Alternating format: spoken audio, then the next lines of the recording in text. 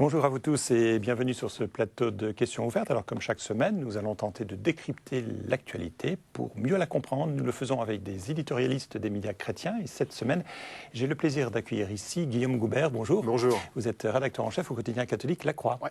Jean-Luc Mouton, bonjour. Bonjour. Vous êtes directeur de la rédaction de l'hebdomadaire protestant Réforme. C'est ça. Alors, à l'ordre du jour cette semaine, une question. L'Église ou les Églises sont-elles misogynes? Alors vous allez me dire, cette accusation est rituelle, certes, mais ce débat récurrent intéresse tous les chrétiens, et on va dire toutes les chrétiennes. La journée de la femme qui a été célébrée dimanche dernier nous donne l'occasion d'y revenir. Alors les femmes n'occupent-elles toujours que des places secondaires dans l'Église, selon cette accusation rituelle, ou faut-il promouvoir l'égalité des sexes ou leur complémentarité? Avant de passer la parole à nos invités, je vous propose un point de vue féminin, celui-là, sur cette question. C'est celui de Véronique Margron, qui est religieuse dominicaine et doyen de la faculté de théologie de la Catho d'Angers. Cette interview est aussi une manière pour moi de réclamer à vous, téléspectatrices, votre indulgence, puisque, comme vous le constatez, il n'y a en effet paradoxalement sur ce plateau pas de femmes. Alors ce sujet est réalisé lui aussi par un homme, c'est Émeric Coletta. On le regarde. Véronique Margron est doyen de la faculté de théologie de l'Université catholique de l'Ouest à Angers. Mais elle est aussi sœur dominicaine, une femme qui est donc idéalement placée pour parler de l'Église au féminin. Je pense que beaucoup de choses ont été faites, mais qui ne sont pas forcément, médiatiquement visibles. Par exemple, il y a beaucoup de conseils épiscopaux où des femmes sont présentes, donc où des évêques ont appelé à leur conseil des femmes. Il y a de nombreuses femmes qui sont responsables de services diocésains, la pastorale de la santé, la catéchèse, le catéchuménat, donc qui ont vraiment des rôles décisionnaires dans l'Église de France. Alors évidemment, comme les ministères ordonnés sont réservés aux hommes, on peut toujours avoir l'impression, ou donner l'impression, que seuls les hommes gouvernent. Sauf que ça n'est pas vrai. C'est-à-dire que le ministère ordonné ne veut pas dire le gouvernement. Donc à la fois, on peut dire évidemment que les prêtres et les évêques sont des hommes et l'Église a légitimité à dire que seuls des hommes peuvent accéder au ministère ordonné. C'est parfaitement son droit. Ce qui ne veut pas pour autant dire que seuls des hommes auraient des postes ou des rôles de responsabilité dans l'Église de France. Ça, je crois que ça n'est pas vrai. Les femmes ont donc une place, mais sont exclues des ministères sacrés. Peut-on conclure que l'Église est fondamentalement misogyne? Dans les éléments de doctrine de l'Église, il n'y a rien qui appuie la misogynie, au contraire, puisque l'interprétation des récits bibliques, des récits de Genèse 1, des récits de Genèse 2, 3, implique au contraire une profonde égalité entre l'homme et la femme, tous deux créés à l'image et vers la ressemblance de Dieu. Après, dans l'histoire de l'Église, là, on va avoir des positions un peu différentes ou divergentes à tel ou tel moment, mais beaucoup plus dues à la culture de l'époque aussi. Et si on regarde après l'époque contemporaine, on voit bien que dans tous les grands textes de Jean-Paul II, il y a au contraire une éloge du féminin, une éloge de la femme et une manifestation de son importance dans la société comme dans l'Église. Donc on ne peut pas du tout dire que une misogynie pourrait s'appuyer sur des éléments fondamentaux de la pensée chrétienne. Outre les questions de fond, on se heurte également à des problèmes de forme, comme dans la liturgie ou dans les prières. Toute la tradition désormais anglo-saxonne d'Amérique du Nord est très, ou même dans certains pays d'Europe du Nord, est très, très attentive à parler et au féminin et au masculin, donc à dire à chaque fois fils et fille, frère et sœur, homme et femme. Bon, manière de faire qui peut parfois un peu exaspérer peut-être certains hommes, je ne sais, mais que je crois sans doute nécessaire comme un passage. Peut-être qu'au bout d'un moment, quand vous lisez tout un livre, où à chaque fois qu'il est dit homme, on dit femme, à chaque fois qu'il est dit frère, on dit sœur, peut-être que c'est beaucoup, mais en même temps, c'est une façon de prendre l'habitude, quand même, que, en effet, c'est les fils et les filles. La question de la misogynie dans l'Église est donc multiple et évolue probablement en fonction de l'époque et du contexte sociologique. Alors, on sait qu'entre confession catholique et confession protestante, les différences sont manifestes sur cette question-là. Jean-Luc Mouton, est-ce que vous êtes d'accord avec les propos de Véronique Pargron quant à ces références bibliques? Alors, sur le plan biblique, il y a un petit peu des problèmes quand même, parce que dans le récit de la Genèse, effectivement, il y a deux récits. Il y en a un qu'elle a mentionné, où l'homme est égal à la femme. Enfin, il est dit que l'homme a été créé homme et femme, il les créa. Puis il y a un deuxième récit qui est au début de la création, et qui parle, vous savez, cette histoire de l'homme et duquel est tirée par la côte la femme. Donc la femme serait tirée de l'homme. Donc il y a une espèce de primauté de l'homme ou de supériorité de l'homme. Et le problème, c'est que Paul, dans une épître à Timothée, reprend ce thème-là de la création de la femme issue de l'homme pour justifier le fait que l'homme a une parole d'autorité sur la femme et pour justifier le fait que la femme a une position différente et en tout cas au niveau de l'autorité, une position de soumission vis-à-vis de l'homme. Donc c'est un problème biblique, ça existe dans la Bible. Cette distinction-là de l'homme et de la femme, elle est reprise par Paul. Alors, on peut effectivement défendre l'idée que c'est complètement contextualisé, que c'est une époque précise où les femmes n'étaient pas instruites, où elles avaient une place différente aujourd'hui. C'est certain, je veux dire, il faut pas. Si on fait des fondamentalismes, on peut défendre cette idée-là. Si on a une lecture éclairée et intelligente de la Bible, on se rend compte qu'il y a une différence culturelle qui ne peut pas se justifier aujourd'hui. On ne peut pas tenir le même discours que tient l'Épître à Timothée sur les femmes. Maintenant, c'est vrai que beaucoup d'églises, notamment des églises évangéliques, se servent de ce texte-là pour faire une différence, pour dire que les femmes ont une place dans l'église, mais qu'elles ne doivent pas être des enseignantes, elles ne doivent pas avoir une parole d'autorité. C'est ce que dit le texte de Paul, et qui pose quand même quelques problèmes. Il faut en tout cas aborder cette question-là et en discuter, parce qu'on peut aller très très loin sur la différence entre l'homme et la femme à partir de ce texte-là. Alors, différence entre église catholique et protestante, c'est aussi le sentiment que vous avez? Alors, moi, ce que je voulais dire d'abord, c'est que l'Église est-elle misogyne? Je crois que la composition du plateau montre bien qu'il n'y a pas que l'Église qui est misogyne. Je veux dire, il y a un problème de promotion des femmes dans la vie sociale qui s'oppose à l'ensemble de la société, et pas seulement aux confessions religieuses. Voilà, je pense que dans quelques années, il n'y aura peut-être pas que des femmes dans l'équipe que des hommes, pardon, sur ce plateau, dans l'équipe d'éditorialistes que vous recevez dans cette émission. Nous avons battu notre coule, peut-être. Voilà, oui, tout à fait. Et je précise que la directrice de la Croix s'appelle Dominique Quignot, c'est une femme et nous en sommes vraiment heureux. Voilà, donc ça c'est une première chose. Ensuite, c'est quoi l'Église? Je veux dire, l'Église est-elle misogyne? Je veux dire, si on définit l'Église comme l'ensemble des croyants, l'Église serait extraordinairement masochiste puisqu'elle est composée pour une très large moitié de femmes et de femmes très actives dans l'Église. Donc je veux dire, il faut aussi savoir de quoi on parle quand on dit l'Église. D'abord, effectivement, est-ce que c'est l'Église catholique romaine ou est-ce que c'est, au sens le plus large du terme, l'ensemble des disciples du Christ? Si c'est l'Église catholique romaine, est-ce que c'est l'ensemble des fidèles ou est-ce que c'est... Et on sait qu'à des tas de niveaux dans l'Église, les femmes ont des responsabilités importantes et je dirais la machine ne pourrait pas tourner sans elles.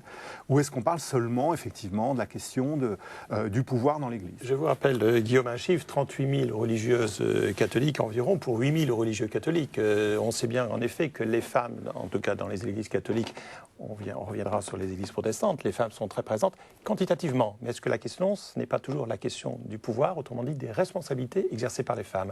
C'est la question de l'enseignement. Parce que c'est la question que j'abordais tout à l'heure sur les textes de Paul, c'est la question de l'autorité de l'enseignement. Dans les textes de Paul, il dit que les femmes ne doivent pas enseigner. Donc l'Église catholique est restée là-dessus. C'est-à-dire que finalement, ceux qui enseignent sont les prêtres, ceux qui donnent l'Eucharistie sont les prêtres, ceux qui sont les représentants du Christ, à la limite, sont les prêtres, sont des hommes. Sauf que cette tradition-là a été battue en brèche par les églises réformées, les églises protestantes réformées et luthériennes, en France et dans le monde entier. Depuis les années 30, il y avait quelques femmes qui ont eu des ministères dans les églises protestantes, mais depuis les années 60, depuis exactement 1966, il y a des femmes qui sont pasteurs dans l'église réformée, dans les églises luthériennes, en France et dans le monde entier. Et on a aujourd'hui à peu près 30% de femmes qui sont pasteurs. Et il y en a de plus en plus. On est passé dans les années 60-70, il y avait 5-10%. Et maintenant, au début des années 2000, il y en a 30%. Donc la proportion de femmes augmente dans les facultés de théologie, elles augmentent aussi dans le ministère. On a même une expérience, puisque ça fait un peu plus de 40 ans que les femmes exercent le ministère de pasteur. Et on a publié cette semaine dans Réforme une enquête sur ces femmes, sur la façon dont elles vivent leur ministère, sur leurs difficultés, leurs problèmes, parce que c'est pas si simple, effectivement, d'être une femme, d'avoir une charge de famille, d'avoir des enfants et d'avoir un ministère extrêmement lourd où on doit être disponible tout le temps. Et donc cette enquête-là que nous avons publiée cette semaine montre que certaines femmes éprouvent des vraies difficultés à assurer au quotidien leur ministère parce qu'on leur demande beaucoup, parce qu'elles ont un rôle différent des hommes, c'est-à-dire que les paroissiens se confient peut-être plus naturellement, elles ont beaucoup de charges sur le plan affectif où les gens vont très facilement, peut-être plus que vers les hommes, leur parler de leurs difficultés. Et c'est aussi un des rôles essentiels des pasteurs et des prêtres, d'accueillir les souffrances des hommes et des femmes de ce temps. Et beaucoup de femmes disent qu'elles sont très chargées psychologiquement et physiquement par leur ministère. Mais il y a une vraie expérience qui fonctionne et qui porte des fruits. Enfin, les paroissiens en témoignent. Alors Jean-Luc Mouton évoque plusieurs aspects intéressants sur les capacités, les compétences, les spécificités des femmes. Le dernier synode des évêques a évoqué la possibilité d'un ministère pour la parole des femmes. Parce qu'on dit souvent, puisqu'il y a des étudiantes théologiennes qui sont plus nombreuses que les étudiants en théologie, puisqu'on dit que les femmes sont très présentes dans l'Église catholique en matière de catéchèse et de formation, vous pensez qu'on pourrait avancer sur une véritable reconnaissance plus forte de ce ministère de la parole chez les femmes, par exemple? Moi, personnellement, je pense que ce serait une bonne chose. Je pense qu'il y a un vrai problème de visibilité des femmes dans l'Église. C'est-à-dire que on ne voit pas assez le travail que font les femmes dans l'Église. Il faut qu'elles même se montrent plus, et il faut aussi que les hommes qui actuellement détiennent le sommet de l'autorité dans l'Église sachent aussi les inviter à aller en avant et à se montrer. Je veux dire, vous parliez des religieuses, moi j'ai toujours été extraordinairement frappé de l'invisibilité des religieuses dans la vie de l'Église, dans la vie de la société aussi d'ailleurs, alors qu'elles font un boulot extraordinaire, alors que bon, on sait qu'en France en tout cas, ce sont souvent maintenant des personnes assez âgées, c'est extraordinaire le travail qui est fait.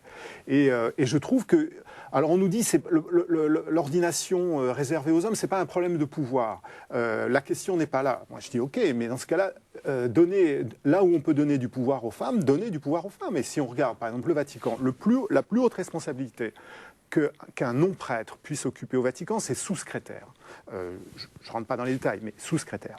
Eh bien, jusqu'à une date récente, il n'y avait pas une seule femme sous-secrétaire. Il y avait quelques laïcs, mais qui étaient des hommes. Il y en a une aujourd'hui. Et il y en a une aujourd'hui qui est une religieuse. Mais c'est tout récent, hein, je veux dire, c'est vraiment de quelques années. Mais il faut vraiment avancer dans cette voie. Je veux dire, il faut faire en sorte qu'on montre davantage le travail que font les femmes dans l'Église. Alors, est-ce que vous pensez que c'est un problème, disons, de symbole, un problème de manifestation et donc de visibilité? Autrement dit, s'il y avait, par exemple, un porte-parole d'une église qui serait une femme, s'il y avait un dicaster à Rome qui serait tenu par une femme, est-ce que vous pensez que ça répondrait à cette démarche qui est de dire les femmes sont présentes dans l'église mais elles ne sont pas assez visibles? Non, pour moi c'est un point de départ. Je veux dire, si on se dit qu'on est dans une évolution historique qui est longue, qui est compliquée, etc. C'est pour ça que je disais tout à l'heure que la société elle-même est en train de bouger lentement, pas assez vite, etc. Il faut des étapes, il faut apprendre à vivre ensemble, etc. Et ça commence par tout ce qui est déjà fait par les femmes dans l'Église, ce soit davantage mis en valeur. Ensuite, il y aura d'autres étapes, on en discutera. Mais commençons déjà par là. Je pense que, non, l'Église, là, il y a un problème avec les religions. Écoutez, la société a quand même beaucoup évolué. Les femmes ont des parts très importantes. Il n'y a pratiquement pas de domaine qui échappe à des femmes responsables. Il y a des femmes PDG, il y a des femmes politiques, il y a une candidate à la présidence de la République, on a eu des femmes Premier ministre. Bon, ailleurs, la société a beaucoup évolué. Il y a sauf quand même les religions, parce qu'on le voit dans le bouddhisme, écoutez, dans le judaïsme. Honnêtement, il y a un problème avec les religions, il ne faut pas se cacher. Mais bien sûr. Il y a un problème avec les religions, il y a toujours cette suspicion. Vous savez, le texte de Paul que je mentionnais tout à l'heure, et le problème central, il dit tranquillement, et ça c'est quand même terrible, il dit que le péché est entré dans le monde par la femme. Et on est là au cœur de quelque chose de dramatique. C'est-à-dire que dans toutes les religions, on voit ça dans l'islam, on voit ça dans le christianisme aussi, il y a cette suspicion sur la femme autour du péché, autour de la sexualité. La femme est la tentatrice, la séductrice, et on ne sait pas où ça va nous entraîner. Enfin, il y a cette espèce de peur vis-à-vis de la sexualité, vis-à-vis de la femme qui est accusée d'être tentatrice et qui est épouvantable, enfin, qui est une horreur. Enfin, moi, je pense qu'il faut commencer par là. Il faut arrêter de cette espèce d'archaïsme des religions qui sont dans toutes les grandes religions monothéistes. Il faut le condamner, je veux dire, de manière très ferme. Et si on n'a pas une parole assez forte, une espèce de révolution culturelle sur ce plan-là, on n'avancera fera pas, parce qu'on peut parler d'autorité, de place, elles ont eu une place, etc. Mais ça ne suffit pas. Il faut que les religions, toutes les grandes religions monothéistes, fassent une espèce de révolution culturelle en disant on a dit des bêtises pendant des années. Jean-Luc, je trouve que vous je vais trop fort. Non, je trouve que vous surestimez beaucoup l'évolution de la société. Je veux dire, moi qui suis beaucoup journaliste économique, je veux dire, la place des femmes, regardez le CAC 40, je veux dire, les organes de direction des entreprises du CAC 40, c'est vrai. C'est pas terrible au niveau de la présence des femmes. Il y a des professions qui sont entièrement féminines aujourd'hui. Etc. Oui, bien sûr, il y a des professions qui sont féminines, et d'une certaine façon, c'est pas une bonne chose non plus. Je veux dire que on est homme, la société est faite d'hommes et de femmes. Quand il y a des lieux où il y a que des hommes et d'autres lieux où il y a que des femmes, c'est de toute façon pas une bonne chose. Donc moi, je trouve pas que, en tout cas, s'il y a une évolution de la société, elle est extrêmement récente. Je veux dire, les femmes étaient des mineurs juridiquement dans ce pays jusqu'à une époque quand même très récente. Les femmes ont eu le droit de vote en France en 1946, il ne faut quand même pas oublier ça. Oui, mais c'est pas grâce à aux églises que ça s'est fait. Certo. Mais que les églises, les confessions religieuses qui sont dépositaires du sacré aient un petit peu plus de mal à évoluer que les autres, c'est quand même pas extraordinairement surprenant. Qu'ensuite on dise il faut évoluer, il faut réfléchir tous ensemble à comment faire, etc. Bien sûr, mais je veux dire, ne demandons pas aux religions d'être beaucoup plus rapides que le reste de la société. Non. Mais alors, quand on lit que l'Osservatore Romano, le jour de la femme, dit que la machine à laver a peut-être été plus utile pour favoriser l'émancipation des femmes, plus utile que la pilule, vous pensez que là, on est dans ce discours et ces pesanteurs anciennes et c'est donc quand un journal généralement extrêmement sérieux s'essaye à l'humour, ça peut avoir des conséquences assez catastrophiques. Je veux dire, je pense qu'ils ont voulu publier un papier un petit peu léger et un peu amusant. Il était écrit par une femme, il faut quand même le préciser au passage. Et du coup, ce qu'ils voulaient un petit peu, quelque chose d'un peu humoristique, est arrivé d'une manière tout à fait catastrophique compte tenu du reste de l'actualité. Je crois qu'on en parlera tout à l'heure. En fait, l'article ne dit pas que la machine à laver a davantage contribué. Et l'article dit, certains disent que. Et pose la question. Et pose la question, voilà. Alors ça, je vous autorise à penser que poser la question, c'est y répondre. Mais restons quand même proches des faits. Je crois qu'il y a un essai actuellement de renouveler un peu ce quotidien du Vatican qui s'appelle l'Osservatore Romano en publiant des articles qui sont d'une nature un petit peu différente de ce qui se fait habituellement. Le problème, c'est que dès que l'Osservatore Romano publie quelque chose, on dit le Vatican pense que... Non, sans raison, j'en conviens. Mais il y a des moments, il faut savoir aussi regarder les choses un peu plus près, voir que c'est bon, pas tomber dans les caricatures. Alors, Jean-Luc Mouton, on fait souvent référence à des textes de Jean-Paul II dans l'Église catholique, naturellement, par rapport à des références sur ce que pensait Jean-Paul II du rôle et de la place des femmes. Notamment son souci de dire qu'il prônait l'égalité, la présence des femmes, mais dans la diversité. Est-ce que vous pensez qu'il y a là un débat de fond sur cette question de la différence entre l'homme et la femme et que chacun a un rôle à jouer spécifique? Ou est-ce que c'est un débat que ne peuvent pas reconnaître les féministes? Non, j'ose dire que c'est un cache-sexe, j'ai l'impression. Je crois que, honnêtement, l'expérience protestante, elle est intéressante, des églises réformées, des églises luthériennes. Il y a des femmes qui ont des ministères d'autorité, donc qui sont pasteurs, il y a des femmes évêques en Allemagne, il y a des femmes aussi évêques dans l'anglicanisme. Est-ce que ça pose des problèmes? Est-ce qu'il y a une différence de nature entre ce que fait un homme et ce que fait une femme? Honnêtement, mais absolument pas. Tout ça, c'est des visions. Alors moi, je parle d'archaïsme, c'est des visions culturelles. Une femme, il y a des femmes qui ont une autorité naturelle, qui ont une autorité d'enseignement extrêmement forte, plus que certains hommes, et vice-versa. C'est pas une question de nature physique, c'est vraiment une question de vocation, de charisme. Il y a des femmes qui ont un charisme d'enseignement extraordinaire. On est bouche bée. Il y a des tas d'hommes qui n'ont pas de force de prédication. Il n'y a pas de différence de nature entre les hommes et les femmes sur la question de l'enseignement et de l'autorité. Les charismes féminins traditionnellement soulignés par l'Église catholique, notamment je le citais par Jean-Paul II, ça vous paraît en effet un artifice que dénonce Jean-Luc Mouton?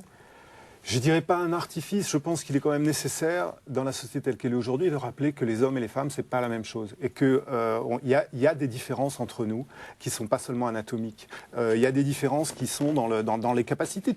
Je disais tout à l'heure... qui ont une capacité d'écoute différente. C'est vrai, c'est vrai. Je veux dire, mais elles ont, en plus, c'est pas en moins. Non, tout à fait d'accord. En plus, pas en moins. Et ce n'est pas l'un ou l'autre, c'est pas l'un plutôt que l'autre, etc. Je suis entièrement d'accord. Mais il y a des différences, c'est sûr. Donc, il faut quand même affirmer, il faut quand même, au point de départ, affirmer cette différence. Ensuite, savoir quelles conséquences on en tire en termes de ministère, en termes d'évolution de l'organisation de nos églises. C'est une autre question.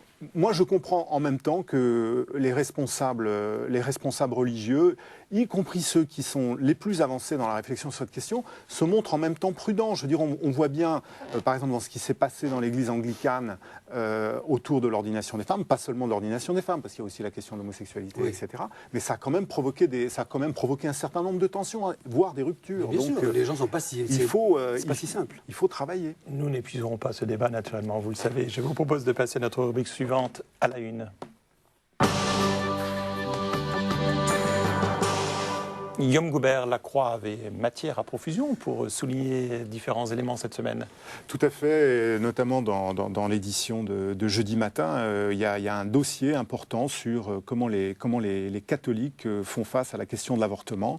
On a voulu aller voir un petit peu comment ça se passe, notamment un certain nombre de femmes qui travaillent dans la pastorale de la santé, dans des associations, des mouvements, etc. Comment elles font face à cette question de l'avortement.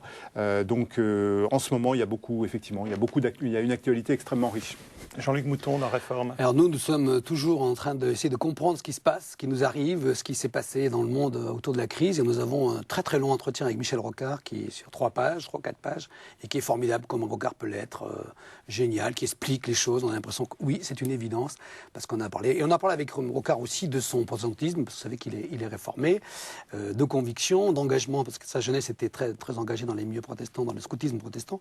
Et il nous parle de ses rapports avec Calvin, parce que vous savez que cette année on parle beaucoup de Calvin, puisque Calvin a 500 ans, aurait 500 ans aujourd'hui. Donc vous avez signé un des ouvrages, voilà. Jean-Luc Mouton. Merci. Dernière rubrique, en bref. Alors tout d'abord, je voudrais qu'on revienne sur les malheurs de cette petite fille brésilienne âgée de 9 ans qui ont suscité ces malheurs ces jours-ci beaucoup de réactions, vous l'avez vu comme moi. Cet enfant qui était violé régulièrement par son beau-père s'est retrouvée enceinte de jumeaux et devant les risques pour la vie de cette petite fille, un avortement a été pratiqué. Mais la mère et les médecins ont aussitôt été excommuniés par l'archevêque de Recife. Monseigneur Cardoso Sobrinho, âgé de 75 ans, a estimé qu'un avortement était plus grave qu'un viol. Et sa décision a été approuvée au Vatican. Le cardinal Rey, qui est le préfet de la congrégation pour les évêques, a estimé que les jumeaux étaient 2 personnes innocentes qui avaient le droit de vivre. Alors devant le drame de cette affaire, j'ai quand même le souci de vous demander votre réaction. Guillaume Goubert, Jean-Luc Mouton, qu'est-ce que vous inspire ce fait divers tragique et douloureux ? Moi, je trouve que ce qui a été fait dans la croix par Dominique Aignaux est tout à fait ce qu'il fallait dire. Enfin, je veux dire, l'Église, enfin, moi, je ne dis pas l'Église, je dis l'Évangile, les Églises qui sont porteurs du message de l'Évangile. Cet Évangile est un Évangile de vie, de paix et d'amour, et pas un évangile de jugement et de condamnation. C'est-à-dire condamner, c'est vrai qu'il y a l'émotion derrière ça, et on ne va pas en rajouter, mais c'est évident que le message central de l'évangile, c'est un évangile de paix et d'amour et de vie. Et condamner une mère et une fille pour une chose aussi épouvantable, c'est dramatique. Mais je pense que Dominique Aignaux l'a vraiment bien dit. Moi, je ne veux pas faire de leçons en étant protestant. Je me réfugie derrière Dominique Aignaux. Jean-Luc Mouton fait allusion à cet éditorial de la Croix que vous pouvez résumer, j'imagine, Guillaume Goubert. Résumer, oui, ce n'est pas difficile. C'est de dire il y a une vérité que l'Église enseigne, qui est que la vie doit être respectée depuis l'origine jusqu'à la fin, et cette vérité doit sans cesse être rappelée. Nous ne devons pas abandonner cette vérité-là, mais en même temps, nous devons la manifester dans un esprit de bonté et de miséricorde. Je ne suis personnellement pas convaincu que dans le cas brésilien, la bonté et la miséricorde aient eu la place qu'elles auraient dû avoir. Très bien, nous en resterons là sur ce fait douloureux et tragique et qui a déjà suscité beaucoup de réactions dans le monde catholique, notamment, naturellement. Alors, par ailleurs, les évêques de France ont pris position sur le projet de loi relatif à l'autorité parentale et aux droits des tiers. Vous le savez, ça veut dire sur le statut de beaux-parents. Ils jugent que ce projet n'est pas nécessaire, je les cite, au vu des dispositions légales déjà en vigueur, mais surtout, ils estiment, je les cite encore, les évêques malvenus, d'utiliser ce texte pour étendre cette autorité aux partenaires de même sexe d'un des parents. Alors, je continue la citation de la Conférence des évêques catholiques en France. Il y a derrière tout cela 2 vérités qu'il ne faut pas perdre de vue. La vie sociale est structurée par la relation homme-femme et l'épanouissement et la maturation d'un enfant suppose qu'il ait un père et une mère. Bien entendu, ce sujet appellera d'autres réflexions et d'autres débats à une prochaine émission. C'est ce jeudi que devait être rendue publique également une lettre du pape à tous les évêques dans laquelle celui-ci s'explique sur sa décision de lever l'excommunication des prélats lefévristes. Benoît XVI y confie avoir été blessé par la véhémence de la polémique, mais il reconnaît que la portée et les limites de sa décision n'ont pas été expliquées de façon suffisamment claire au moment de sa publication. Alors KTO reviendra sur cette lettre de Benoît XVI dimanche soir à l'occasion de son journal d'information Vue de Rome. Enfin, une petite nomination dans l'Église catholique. Monseigneur Pascal Delannoy a été nommé par le pape évêque de Saint-Denis en remplacement de Monseigneur de Béranger qui avait demandé à être déchargé de cette fonction. Monseigneur Delannoy a 51 ans. Il était évêque auxiliaire de Lille depuis 2004. Voilà, cette émission Questions ouvertes s'achève. Il me reste à vous remercier d'avoir participé à ce sujet et je vous conseille, à vous téléspectateurs, bien entendu, et téléspectatrices, de vous référer à notre site internet www.ktotv.com si vous voulez revoir cette émission ou bien entendu réagir. Je vous souhaite un très bon week-end. À très bientôt.